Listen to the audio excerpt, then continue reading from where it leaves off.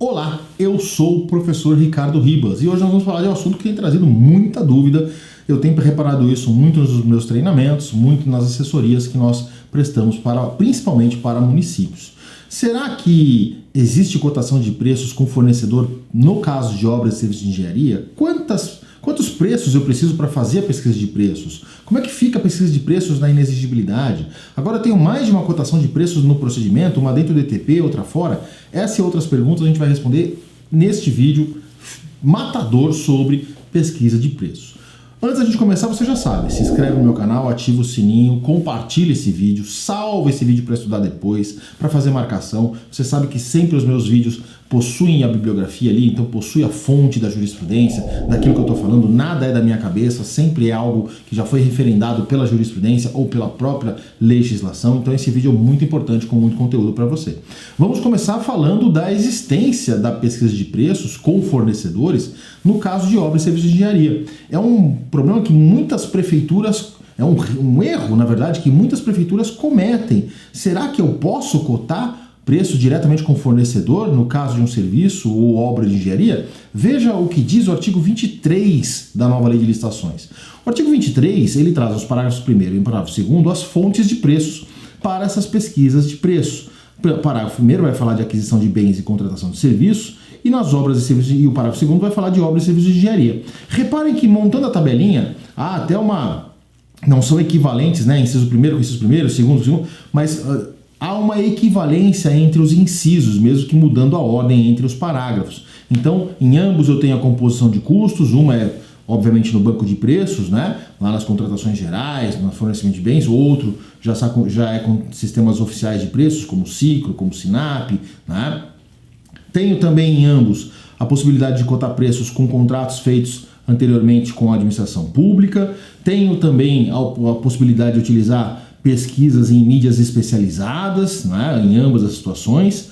E não vou ter a possibilidade de cotar com fornecedores. Reparem que o parágrafo 2º não fala de pesquisa com fornecedor no caso de obras e serviços de engenharia. Por que isso? O legislador não deixa, volta aqui comigo, o legislador ele não esquece. O legislador ele não deixa de falar por esquecimento. Se ele não falou é porque ele não quer que se cote com fornecedor. Justamente para quê?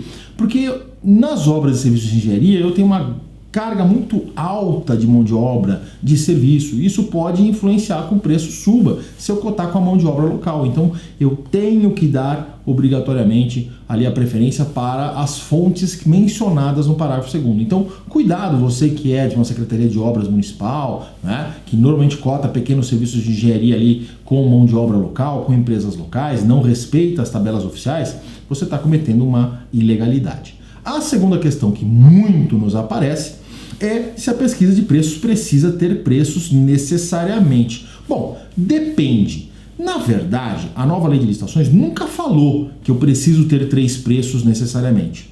É muito importante a gente entender isso. A nova lei de licitações não fala que eu preciso ter 3 preços obrigatoriamente como pesquisa de preços. O que ela fala, e eu vou colocar aqui agora na tela para vocês, é quando eu for cotar com o fornecedor, aí sim ter no mínimo 3 preços. Então olha lá, inciso 4º, pesquisa direta com no mínimo 3 fornecedores mediante solicitação formal de cotação, desde que seja apresentada a justificativa da escolha desses fornecedores e que não tenham sido obtidos os orçamentos com mais de 6 meses de antecedência da data de divulgação do edital. Mas, todavia, contudo, entretanto, no âmbito federal, a instrução normativa SEDES, e aí, para você, volta aqui comigo, eu sempre falo, cuidado ao copiar regulamento federal, nem sempre será bom para você. Aliás, na maioria das vezes, você, município, não vai se dar bem, vai se lascar se copiar regulamento federal.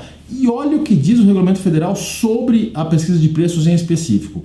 A IN 65 da SEDES diz lá, né? Serão utilizados como métodos para obtenção de preço estimado a média, a mediana ou menor dos valores obtidos nas pesquisas de preços, desde que o cálculo incida sobre um conjunto de 3 ou mais preços, oriundos de um ou mais dos parâmetros de que trata o artigo 5º, a gente acabou de ver na pergunta anterior, desconsiderados os valores inexequíveis, inconsistentes e os excessivamente elevados. Excepcionalmente, diz o parágrafo 5º, excepcionalmente, será admitida a determinação de preço estimado com base em menos de 3 preços, desde que devidamente justificada nos autos pelo gestor responsável e aprovada pela autoridade competente. Volta aqui comigo. Então, Ricardo, eu lá na minha secretaria, eu preciso ter 3 preços para fazer a minha pesquisa de preços? A resposta é depende. Depende do quê? Você tem regulamento? Se você tem regulamento, esse regulamento ele foi criado ou ele foi copiado da IN 65? Se foi copiado, você se lascou, você precisa ter 3 orçamentos. 2. Se você não tem regulamento ou se o seu regulamento não foi copiado, o recurso da contratação será um recurso federal? Porque se for recurso federal, eu tenho que seguir a regulamentação federal e aí você teria que ter 3 preços. Tá, Ricardo, o meu regulamento não fala nada, não foi cópia da União Federal, o recurso é próprio, não é da União Federal. Eu preciso ter 3 orçamentos? Bom, o que a jurisprudência vai nos trazer é que quanto mais preço, melhor, obviamente. Mas legalmente não existiria uma ilegalidade se você não cotar com 3 preços. Até porque, se a gente for pensar, quando a gente fala em banco de preços públicos, ele não te puxa uma série de preços e não te dá ali uma média? Aquilo já não seria uma cotação com vários contratos anteriores?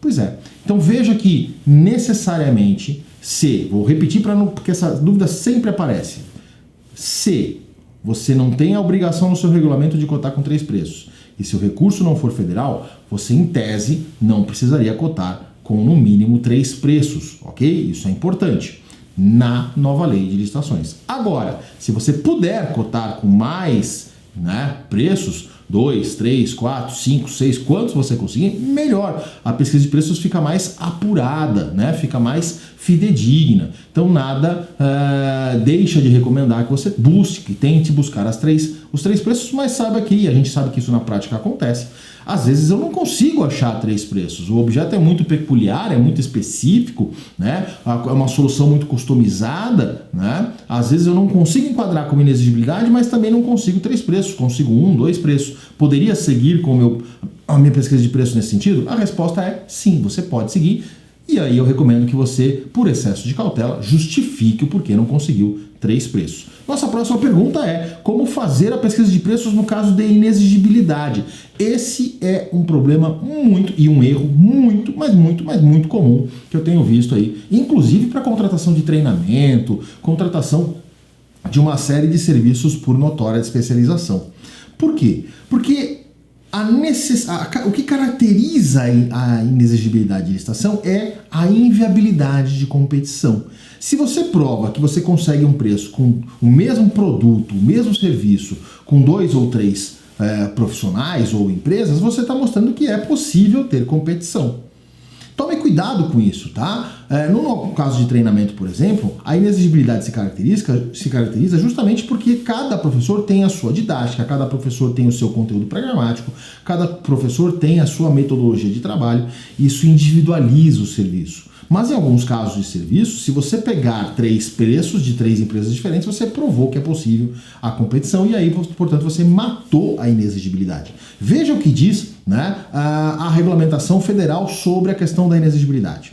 Bom, a IN 65, novamente, diz que nas contratações diretas por inexigibilidade ou por dispensa de licitação, eu vou tentar cumprir o artigo 5º, que é pesquisar com as várias fontes de preço, mas quando não for possível estimar com base naquelas fontes de preço, a justificativa de preço será dada com base em valores de contratações de objetos idênticos comercializados pela futura contratada por meio da apresentação de notas fiscais emitidas para outros contratantes, públicos ou privados, no período de um ano anterior à data da contratação. Ou seja, eu vou cotar preço justamente com a empresa que eu quero contratar. E vou perguntar à empresa: você já fez esse serviço para outras empresas, para outros órgãos? Me mostra a nota fiscal, me mostra a comprovação do preço. É isso que diz o parágrafo 1º. Então a cotação de preço na inexigibilidade ela é feita com a própria empresa que se pretende contratar. E olha que importante, o parágrafo 3º, deixa muito claro: fica vedada a contratação direta por inexigibilidade caso a justificativa de preços demonstre a possibilidade de competição, que é aquilo que eu falei, mais de uma empresa podendo executar. A IN SEGES ainda 65, eu não coloquei aqui, mas vou mencionar, permite também que, caso eu não consiga objetos idênticos com aquela empresa que eu pretendo contratar, que eu vá para objetos similares, referentes à mesma natureza, Então, vamos pegar um exemplo aqui, Quando foi publicada a nova lei de licitações, antes do primeiro curso sobre a nova lei de licitações, volta aqui comigo, antes do primeiro curso sobre a nova lei de licitações, ninguém tinha dado um curso sobre a nova lei de licitações, nem o melhor professor, nem o pior professor. E aí ninguém tinha atestado. Será que ninguém poderia ser contratado por inexigibilidade? É óbvio que não, né? É óbvio que era possível, né? Então, como é que se comprovou a especialização? Olha, pela similaridade dos objetos. Eu não tinha lá atestado, ou o professor X não tinha atestado sobre a nova lei, mas tinha vários atestados falando sobre a lei de licitações. Então era o mesmo, né, a mesma natureza. Imagine, por exemplo, um cirurgião, né, que desenvolve uma técnica pela primeira vez e ele foi contratado lá por um paciente, pessoa física, que não daria para emitir atestado. Ele não vai ter atestado, mas se eu precisar contratar ele para fazer uma cirurgia por determinação, em decorrência de determinação de ordem judicial, não vou poder contratá-lo por notória especialização? Então veja que eventualmente você não vai ter o objeto idêntico, mas vai ter objetos da mesma natureza, né, de assuntos correlacionados. Isso também é importante, é uma pergunta que muita gente nos faz. Vamos lá, próxima pergunta. Dentre os critérios de pesquisa, posso escolher livremente a cotação com fornecedores? Volta aqui comigo. Mais uma vez, eu vou falar. Quem copiou, se lascou.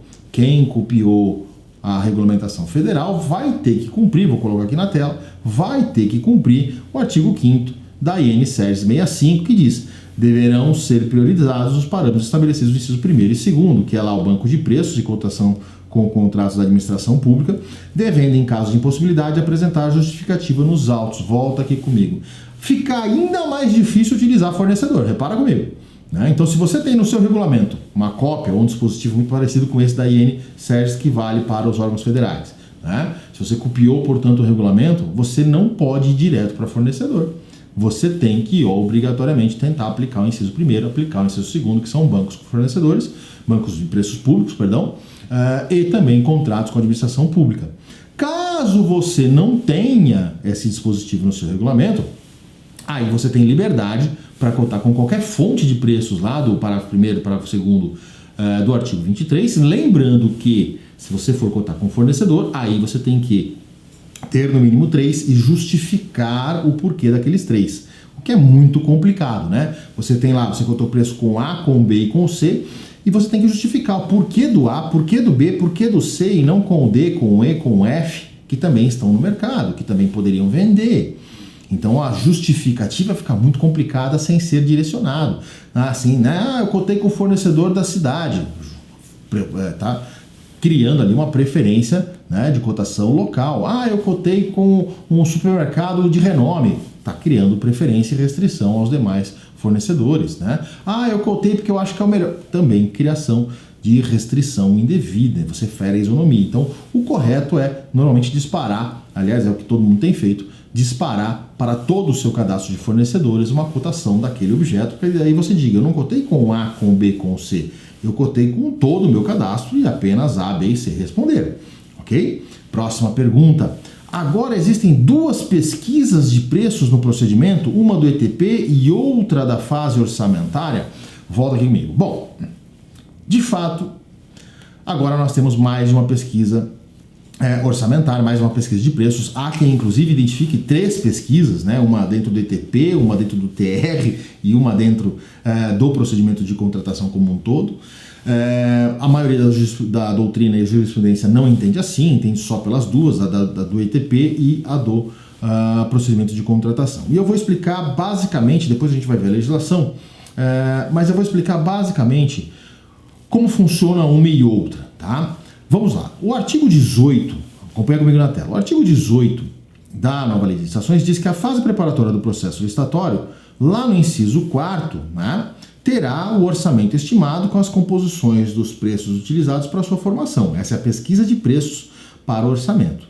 E quando ela vai falar de estudo técnico preliminar, no parágrafo 1º ele diz o seguinte: o estudo técnico preliminar conterá a estimativa do valor da contratação acompanhada dos preços unitários e referenciais. Volta aqui comigo. Como assim, então, Ricardo? Eu tenho duas pesquisas de preço. Eu vou trazer para a vida real porque fica mais fácil de você entender. Vamos imaginar que você não tem um carro, ou se você tem um carro, você quer trocar de carro.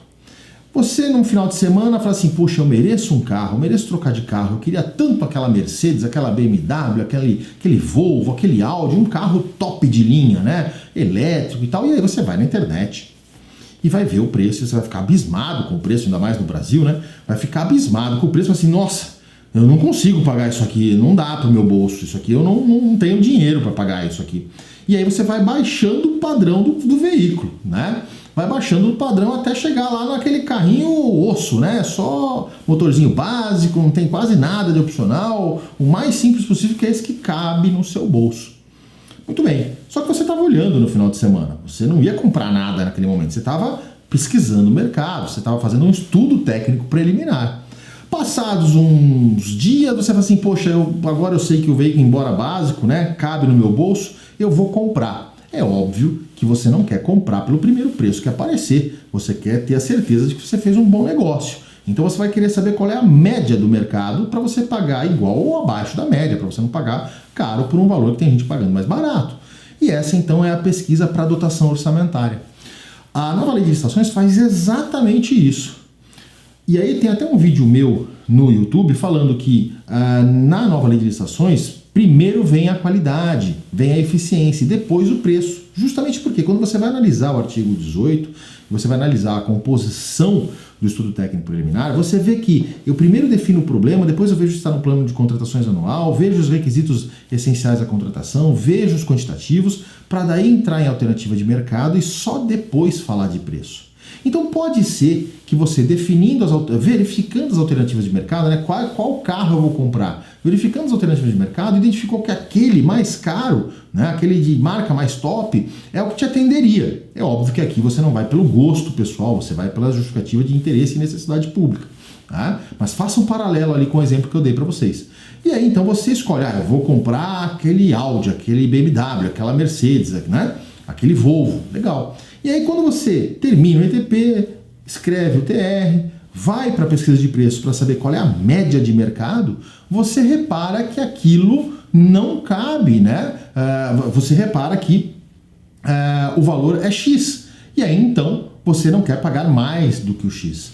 No primeiro momento do ETP, caso você tenha determinado que a escolha, a alternativa de mercado que você escolheu é muito cara, você dentro do ETP já volta, isso é importante, você dentro do ETP já volta, descarta aquela alternativa de mercado e diz, olha, das alternativas existentes no mercado, né, esta seria a melhor opção, mas ela está fora do meu orçamento, eu não tenho dinheiro para isso e, portanto, eu vou escolher a segunda melhor opção. Então, por isso que o item de estimativa, levantamento de mercado, está antes do valor da pesquisa de preços, né, da estimativa de preços de mercado, justamente para eu tentar definir primeiro o que é qualitativo, qual é o melhor que eu preciso, obviamente dentro de critérios objetivos, critérios técnicos, e aí ver se cabe no bolso. Se não cabe no bolso, eu volto no item de levantamento de mercado e escolho uma outra alternativa e verifico se cabe no bolso, e assim sucessivamente até encontrar uma alternativa que caiba no meu bolso. Muito bem, feito isso eu vou seguir, eu vou elaborar o TR e vou cotar preço, mas daí eu não quero saber se cabe no meu bolso, eu já sei essa informação. Agora, quando eu for fazer a pesquisa de preços do procedimento de contratação, a minha intenção é saber qual é o preço médio, porque embora eu saiba que já cabe no meu bolso, eu não quero pagar caro. E aí, portanto, eu vou fazer o quê? Quero saber a média de mercado para pagar igual ou abaixo deste valor mediano de preço de mercado. Então reparem que sim, agora nós vamos ter dois momentos de pesquisa de preço. Lembrando que a doutrina e a jurisprudência têm se posicionado no seguinte sentido, e isso é um ponto importante para a gente começar a fechar o nosso vídeo. A pesquisa do ETP, ela é uma pesquisa mais simplificada, mais informal, mais livre, né? Você não tem todas as amarras do artigo 23, porque você só quer saber quanto eu tenho de dinheiro, se cabe dentro do meu bolso. Eu não quero saber especificamente qual é a média de mercado. Então essa pesquisa do ETP, ela é mais livre, ela é mais, eu vou até arriscar dizer mais informal, né? Obviamente que eu tenho que demonstrar de onde surgiu o preço, mas eu não tenho que cumprir aquelas amarras, por exemplo, de ter 3 fornecedores, de justificar o porquê que eu contei com esses fornecedores. Eu poderia pegar preço na internet, pegar 2, 3 orçamentos, fazer uma média ali e verificar qual seria o preço e aí verificar se eu tenho recurso, isso dentro do ETP. Mas quando eu for para a pesquisa, para a dotação orçamentária, aí sim essa precisa cumprir os requisitos do artigo 23, parágrafo 1º ou parágrafo 2º, dependendo do objeto a ser contratado, e aí eu tenho todas as amarras. Então, a pesquisa de preço do ETP ela é mais célere, ela é mais simplificada e a do procedimento de contratação, na hora da dotação orçamentária, de emitir a nota de reserva, por exemplo, aí sim ela deve seguir o artigo 23. Eu sou o professor Ricardo Ribas, vim aqui trazer as 5 maiores dúvidas sobre pesquisa de preço. Se você tem outras dúvidas, me manda no direct, me manda no comentário desse vídeo para que eu possa eventualmente gravar um outro vídeo complementando este. Se você gostou desse vídeo, eu vou pedir para você se inscrever no nosso canal, ativar o nosso sininho, compartilhar este vídeo, salvar esse vídeo, você vai precisar dessas informações em algum momento. Eu te desejo boas estações e te vejo no próximo vídeo. Tchau!